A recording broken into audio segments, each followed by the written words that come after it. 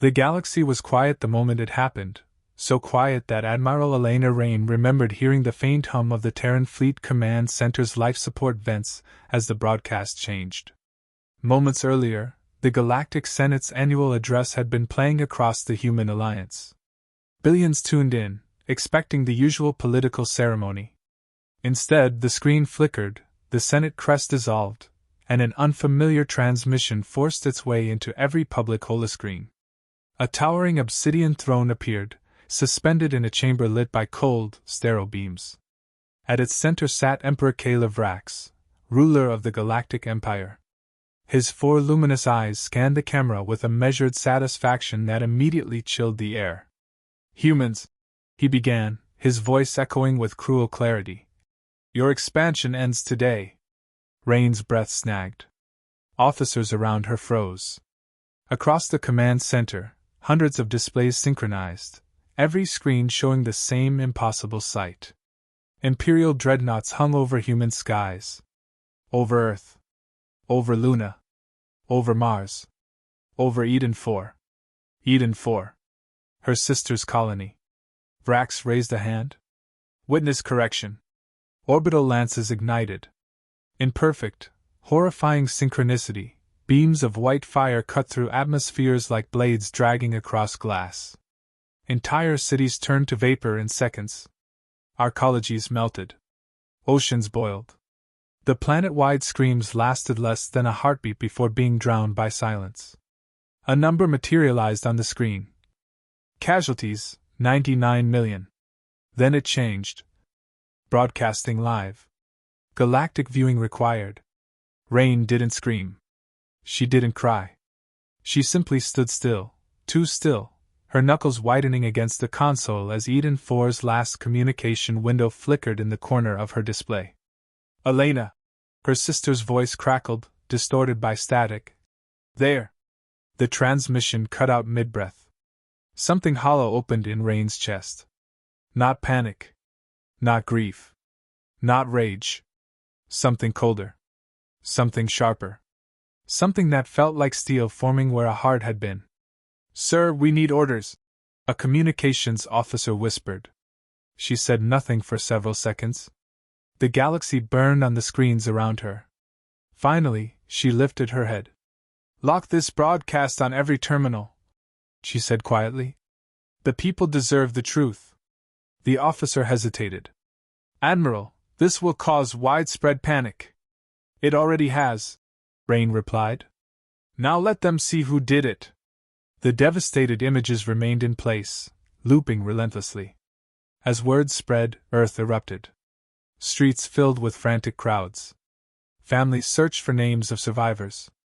Every city's emergency lines collapsed. Hospitals overflowed. Political leaders scrambled for cohesion. Humanity had endured wars, famines, and invasions, but nothing had ever struck this deep or this personally. Rain tapped a control panel, opening a global channel. "Put me through to all human settlements," she ordered. "You'll be addressing over 20 billion people," an aide warned. "Good." She stepped onto the central platform, the broadcast lights illuminating her grief-hardened eyes. "Let them hear me." The feed activated. "This is Admiral Elena Rain of the Terran Fleet," she began, voice steady despite the tremor building in her chest. "You have all seen what the Empire has done. 99 million lives erased in minutes. Families gone. Cities gone. Futures stolen." Her gaze sharpened. "The Empire believes this will break us." She paused, letting the silence carry the weight of everything unsaid. "They are wrong." Across the galaxy, humans stopped. Factories halted. Crowds hushed. Soldiers stood straighter. "We will not vanish into the ashes they created. We will not kneel. We will not scatter. Today we unify. Today we become one force with one purpose." Her tone grew colder, sharper. "This atrocity will be answered. Not with fear. With justice." Billions felt the shift. Fear gave way to fury. Grief solidified into resolve. When the broadcast ended, Rain descended the platform, face expressionless. "Prepare a council meeting," she ordered. Every faction leader. Every governor. Every admiral. Within hours, representatives of Earth, Mars, Luna, the outer colonies, and dozens of autonomous stations appeared via hololink in the protected chamber beneath Terran command. For the first time in centuries, no one shouted, no one fought for political leverage, no one argued about jurisdiction. Rain entered the chamber. Every leader rose. She didn't waste time. You all know why we're here. Humanity faces extinction if we stay divided. The Empire expects hesitation. They expect fear. They expect us to negotiate terms for our survival. Negotiation? Mars' Prime Minister barked. After what they did? Earth's counselor shook her head. They want us erased. Terms are impossible. Exactly. Rain pointed to the central holodable. Which leads us to the only viable path. A red sigil appeared. Operation Nemesis. Classified, Extinction Protocol. The room fell silent. What is this? Luna's representative asked. A contingency plan created during the first Imperial skirmishes. Rain answered. Locked away because we hoped diplomacy would prevail. Evidently it hadn't. She activated the next visual. Ancient Terran superweapon schematics, AI-guided dreadnoughts, wormhole stealth fleets, and the Nemesis device, technology most people believed mythical. Gasps echoed. You want to unseal these? The Martian minister asked quietly. Not want, Rain corrected. Need. Earth's counselor studied her. Admiral, this plan will change everything. Once Nemesis is activated, there's no going back. There's no going back from today. Rain's voice softened for the first time since the massacre. We owe the dead more than grief. We owe them action. A long silence stretched across the chamber. Then one by one, every representative placed their seal on the Nemesis authorization. Humanity became one. When the meeting ended, Rain descended deeper into Terran command, below sealed blast doors, past biometric vaults, into a chamber that hadn't been opened in 2 centuries. As the final lock disengaged, an enormous metallic corridor revealed a colossal warship suspended by grav-field anchors. The Leviathan-class dreadnought. Silent. Untouched. Waiting. Engineers, awakened from cryorotation for exactly this scenario, stepped beside her. Admiral, one said, all audible in his voice. The Leviathan can be operational in 36 hours. 24, Rain replied. And awaken the Spectre fleet. Their stealth cores must be recalibrated. Yes, ma'am. She approached the Leviathan's hull, resting her hand against the cold surface, its metal smooth and ancient, built during a time humanity feared annihilation. Its surface mirrored her expression, a reflection of someone who had lost everything yet stood unbroken. She whispered, almost inaudibly, We're not done. A technician approached cautiously. Orders for the fleet, Admiral? Rain turned, posture straight. Prepare all warships. Ready quantum rail guns. Mobilize every fighter wing. I want full transition capability in 48 hours. And the public? She paused, letting the answer form with absolute clarity. Tell them humanity rises now. She walked away from the Leviathan, her footsteps echoing through the chamber like the beginning of a long march. Above her, the galaxy replayed the massacre again and again, but for the first time, Rain didn't feel powerless. Operation Nemesis had awakened. And so had humanity. The Terran capital hadn't slept since the massacre. Command centers glowed through the night, streets buzzed with mobilization, and every colony transmitted constant status updates as humanity prepared for the largest military operation in its history. Admiral Elena Rain stood at the center of the storm, watching streams of data cascade across the main holodable. Fleet directions. Volunteer counts. Engineering updates. Intelligence intercepts. Humanity was shifting from grief into precision. Her second-in-command, Captain Darius Holt, approached with a tablet in hand. His usually calm expression was sharpened by urgency. Admiral, all council members are connected. They're waiting. Patch them in. Rain said, straightening her uniform. Dozens of hollow windows appeared, each showing a different leader. Earth's counselor, Luna's overseer, Mars' prime minister, representatives from the belt, the Jovian habitats, and 20 scattered colonies. All wore the same haunted determination. Rain didn't waste time. Nemesis Phase 1 is underway. The Leviathan is being activated. The Spectre fleet is preparing wormhole jumps. Manufacturing lines are switching to wartime output. Before we proceed, we need full strategic alignment. Mars' Prime Minister leaned forward. The Empire has already moved fleets toward the Hellion Rift. Intelligence suggests they're preparing a second strike. Good, Rain replied. Let them gather. Concentrated fleets are easier to break. Luna's overseer frowned. Nemesis is dangerous. We still haven't discussed the long-term consequences. Rain kept her tone steady. The Empire slaughtered 99 million people. They consider this a warning shot. If we hesitate, they'll finish what they started. A quiet voice emerged from the Belt representative. What exactly is our objective? Retaliation? Dismantling the Empire? Occupation? Survival, Rain said.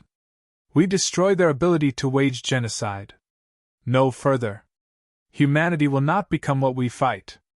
The Council exchanged glances, their fear eased by her clarity. Earth's counselor nodded slowly. Then we move forward. Once the meeting ended, Rain climbed to the upper balcony overlooking the primary dockyard. The Leviathan floated beneath her, its armored hull spanning kilometers, its internal reactors slowly awakening after centuries of dormancy. Blue-white lines pulsed across its frame as engineers raced across scaffolds. Darius joined her. It's been asleep longer than any of us have been alive. And now it wakes because murderers think they can dictate our existence. Rain watched a team finish recalibrating the Dreadnought's Gravlens array. What's the readiness time? 20 hours. We're ahead of schedule. Good. And the Spectres? His expression brightened slightly. First Wing is already slipping into folded space. Their targets are Empire communication hubs. If they succeed, Imperial Command will be blind for days.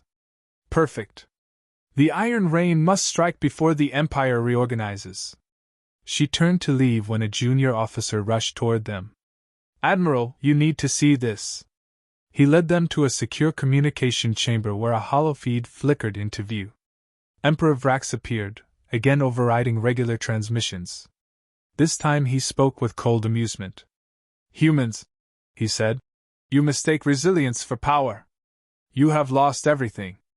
Accept extinction with dignity. The feed expanded to show Imperial fleets gathering above their core systems. Thousands of warships, perfectly aligned. Rain stepped closer to the screen, jaw tightening. Transmit back. The technician hesitated. Admiral. Do it. The holo shifted, displaying Rain on Vrax's throne room screens. Emperor, she said, voice smooth. You misunderstand humanity. Vrax's eyes narrowed. You killed millions, Rain continued, because you believed terror would silence us. But you don't grasp who we are. Vrax leaned back, amused. Enlighten me. Rain's gaze hardened. We're the species that survived a burned world, rebuilt on ruins, and touched the stars with nothing but determination. We don't vanish. We evolve. The transmission cut abruptly, by Vrax. A sign her words had pierced him. Darius exhaled. That got his attention. That was the point, she replied. He'll act rashly now. Rash empires bleed. Hours later, Rain entered the Hall of Memory beneath Terran command.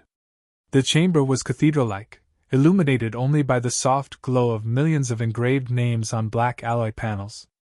As she walked, her steps echoed through vast silence. When she reached the Eden 4 column, she found her sister's name exactly where she feared it would be. She placed her hand on the engraving. The metal felt colder than the Leviathan's hull. I'm not avenging you, she whispered. I'm preventing the next names from being carved. Her voice didn't tremble. Tears didn't fall. But her pulse steadied with renewed resolve. When she returned to command, Darius was waiting with fresh intel. "The Spectre succeeded," he reported. "Imperial communication networks are fractured. Shipyards in the Varnies Belt are exposed.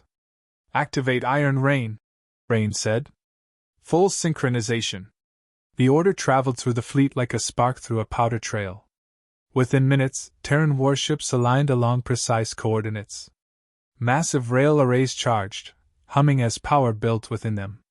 In deep space, 7 Imperial shipyards glimmered quietly in their orbital arcs, unaware they'd become targets. The countdown began. 3. Rain walked to the main viewport. 2. The Leviathan's guns powered up with a thunderous vibration. 1. The sky tore. Quantum rail slugs fired across millions of kilometers in perfect unison. The impact was catastrophic. Shipyard structures folded inward, reactors detonated, and the once brilliant Imperial construction rings disintegrated into burning fragments. Debris scattered across the void like shattered glass. Rain didn't smile. She simply turned to the strategist beside her. "Status: all 7 targets destroyed. Empire has lost a third of its production infrastructure." "Good." The Empire would feel it. A new alert flashed across the holodeble. "Admiral," Darius said, "the Empire is consolidating its core fleet at the Hellion Rift. Over 12,000 ships." Rain felt a quiet certainty settle in her mind. "Then that's where Nemesis strikes next." She faced the operations crew. "Prepare jump coordinates. The fleet moves in 6 hours. "And you?" Darius asked softly. Rain looked through the viewport again, past the Leviathan, past the stars, toward the distant region where the Empire gathered its strength.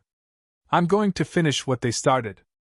The Terran Retribution fleet emerged from folded space with a violent ripple that distorted the stars. Admiral Elena Rain stood on the command deck of the TNS Valkyrie, as alarms briefly flashed, then faded when the ship stabilized.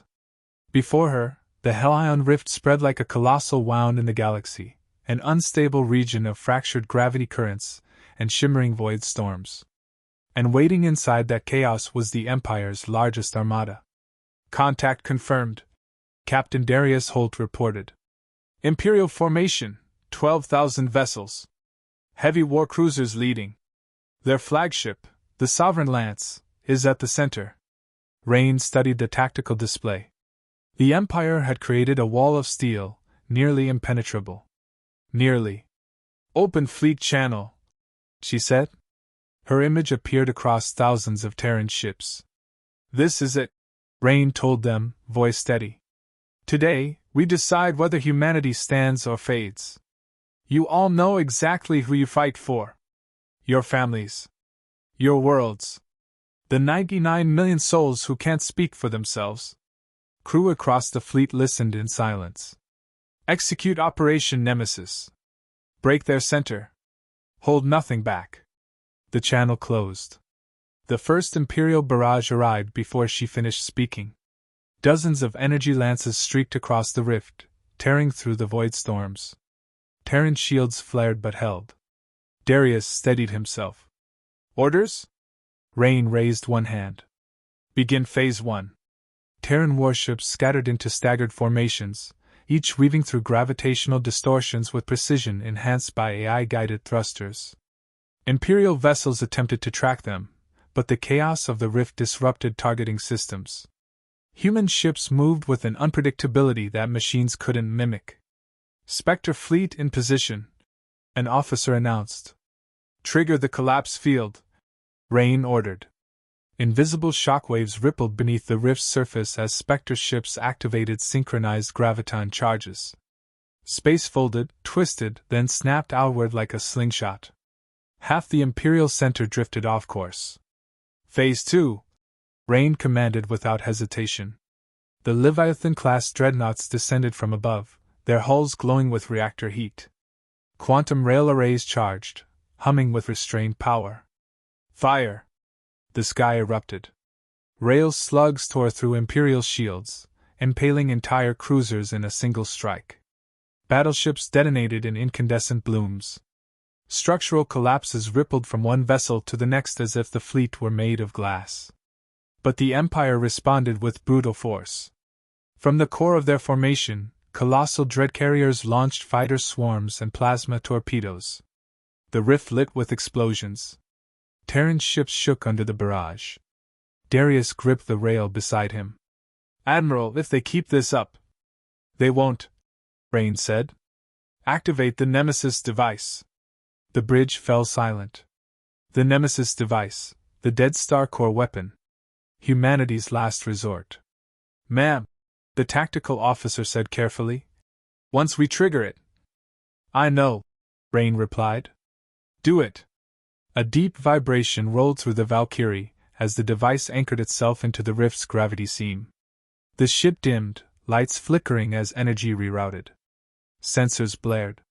"Nemesis charging," the officer reported. 30 seconds. The Empire sensed danger too late. Their flagship turned, its hull unfolding into a massive superweapon array aimed directly at the Terran line. "Admiral," Darius began. "I see it. Hold course." The Imperial cannon charged, lightning arcing across its surface. If it fired before Nemesis activated, the Terran fleet would be vaporized. 20 seconds. The Valkyrie shuddered under another barrage. 10 seconds. Darius looked at Rain. "If Nemesis destabilizes." "It won't." 5. The Imperial cannon reached full charge. Energy coalesced into a blinding sphere. 3. The Empire fired. 2. Nemesis activated. Space inverted. The beam from the Imperial flagship bent mid-flight, curving into the gravity well Nemesis created. The rift howled. Light warped. Time stuttered. Entire Imperial formations were dragged inward as if a cosmic hand had seized them. Their screams echoed across the comms, brief, cut short as their ships folded into nothing. Rain braced herself as the shockwave passed. When the rift stabilized, nearly half the Imperial fleet was gone, pulled into the Dead Star collapse. Silence followed, broken only by the crackling of damaged systems. The Empire had lost its spear. "Tactical report," Rain said. "Imperial casualties catastrophic," the officer replied. "Their formation is broken. Survivors are retreating toward the throne world." Rain turned to Darius. "Then we pursue." The Terran fleet jumped again, smaller, quicker pulses now that the main weapon had fired. Minutes later, the Imperial throne world came into view. A colossal citadel wrapped around a planet-sized palace complex, fortified by defensive rings and orbiting cities. Yet the Empire was vulnerable. Their leadership fractured. Their people terrified. "Broadcast to all Imperial systems," Rain ordered. The channel opened across the galaxy. "This is Admiral Elena Rain," she began. "The Empire's war machine has fallen. Your ruler ordered the slaughter of innocents. We are here to end his tyranny. Stand down, and you will be spared." Millions watched. Soldiers hesitated. Civilians stared at the sky.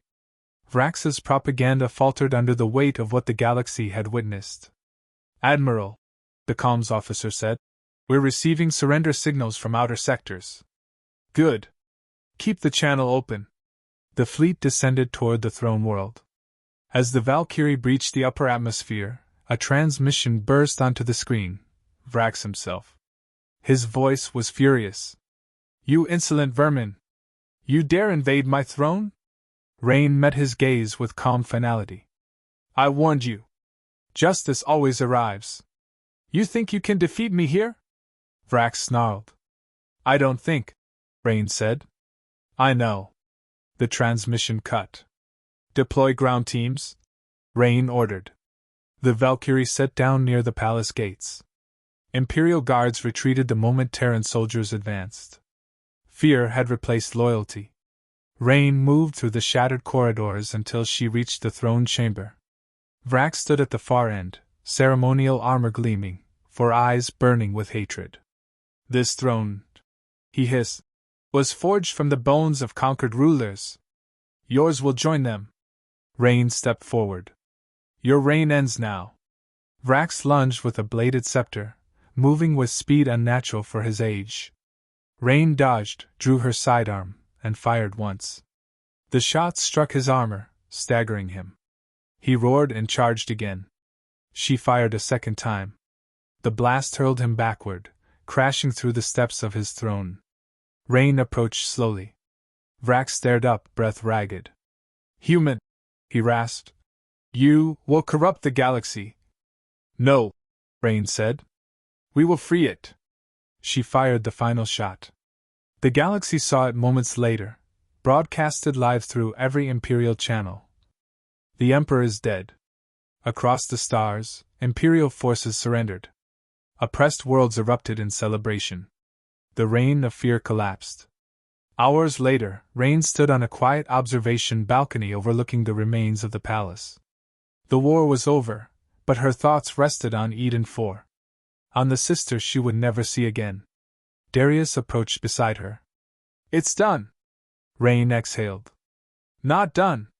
Rebuilt." "What now?" he asked. She looked toward the sunrise breaking across the throne world. "Now we ensure nothing like this ever happens again." For the first time since the massacre, she allowed herself a small, weary smile. Humanity had survived. Humanity had changed the galaxy. Humanity had risen.